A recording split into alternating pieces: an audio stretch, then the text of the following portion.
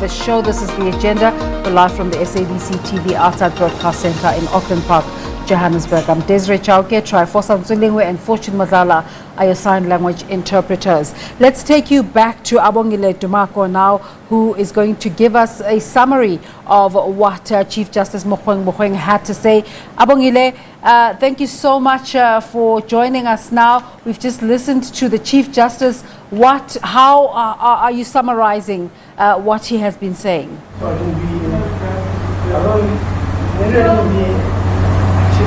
What a turn of events it has been, Desiree, isn't it? Chief Justice Mogoeng Mogoeng calling us here as the media to actually give us details of what is contained in this financial report for the 2019 and the 2020 financial year. But guess what? He just, right from the onset, alluded to the fact that bring whatever question that you see fit in this press briefing, because of the fact that there's been quite a number of queries from the media, people wanting to talk to him, reflect back on the year that was, which is 2020, saying that in particular the SABC did come to the fore, wanting to have a sit down with him. He said because of that request, he thought it was befitting that he sits here with us this morning and actually tell us anything and anything that we feel he needs to explain. One of the most crucial things that came out here, Desiree, is about what he said yesterday during that famous prayer, as it were, during the Tembisa Hospital Thanksgiving function yesterday in Tembisa, Ekurhuleni. He did go as far as saying that if there's the vaccine that is made of devil, a vaccine that contains wrong things that will ruin the DNA of the people, must not be allowed. Calling on God, as he says that he's a Christian, he believes in God, that he must make it a point that that vaccine must not come here to our shores if it's done under the name of the devil, saying that we can't be taking our people for granted and just put any vaccine onto them, even if we don't really see it as something that should be put on a DNA of a body. Going on to say that he stands by what he said in that prayer yesterday, Desiree, that those who are corrupt, I even went as far as asking if he could give us names of those people that he said they were corrupt. He says he doesn't have to mention any names. Everybody knows that corruption is rife in South Africa, but what he wants now to happen is for God, again, to actually punish those, judge them harshly and quite speedily. They know themselves, especially alluding to the fact that the corruption has been quite rife as well during this coronavirus pandemic. If you look at the issue of the PPEs, some officials in government having been fingered out in as far as that is concerned, saying that he's not going to mention names, but the fact is out there. Corruption does exist in South Africa, and of course in government specifically. Quite a lot of surprises that came out from here, Desiree, with regards to what the Chief Justice had to say. And just in terms of the cases that are taking too long to conclude, he also had some things to say about that.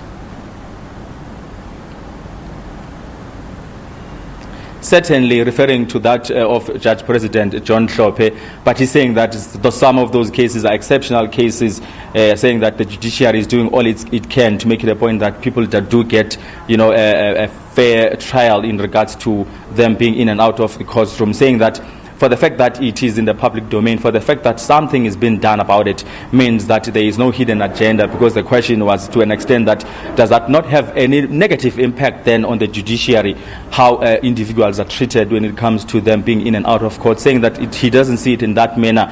It's just one of those exceptional cases that needed to be given proper attention, that unfortunately had to take longer. And of course he went as far as referring to what we've seen, of course, come up at the Zondo Commission of Inquiry into State Capture, the relations, the so-called friendship between former President Jacob Zuma and DCJ Raymond Zondo. There was a judgment that was handed down by the DCJ there that he won't recuse himself, as was requested by the former President Jacob Zuma, again saying that that judgment will see some of its aspects being challenged. Of course, the lawyers of former President Jacob Zuma did allude to the fact that they are looking at, appealing that decision by DCJ Raymond Zondo. So he's actually quite confident with how things are unfolding within the judiciary, saying that yes, there sometimes is a bit of a delay in cases, but there are those exceptional cases that really need quite a lot of detail to attend to in as far as the investigations are concerned. Abongile, did we get a chance to actually glean into the actual report itself?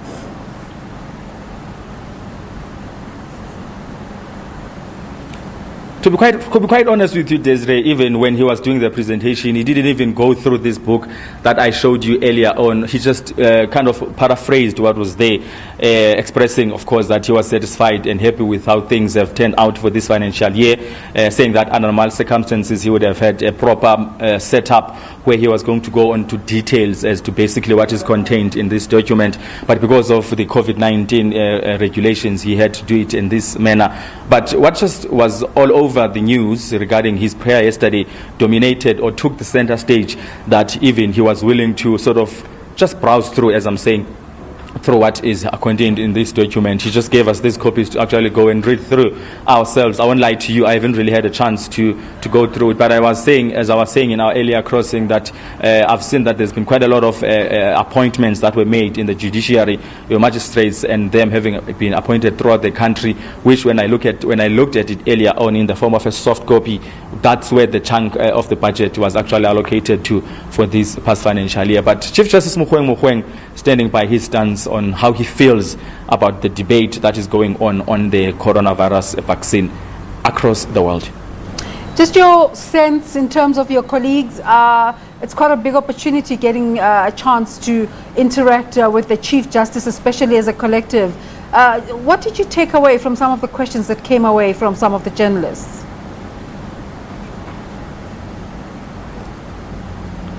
For me, it really goes to show that maybe our leaders, officials in government, and those that are sort of chairing these important institutions in the country, like the judiciary, in the name of Chief Justice Mogoeng Mogoeng, they need to come to the fore quite often, you know, and be willing, not that he's not, but and be willing to talk to us as the media, because there's always things or issues that come up that we would want to have a view of a view from them on how they sort of view and see the developments.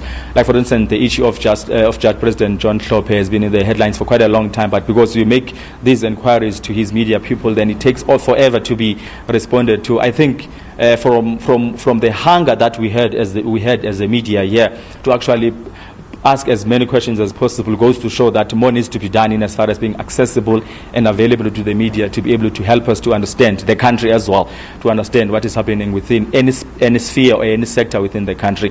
But from what I understand now, he kind of understands that he, in a sense, he doesn't really mind coming to the fore and talk to the media. But we hope that come 2021, the new year, we'll see him often in the media coming to us and giving us his views of whatever that has to do with his fraternity is happening in the country. Thank you so much for giving us a summary of what was said at that media briefing.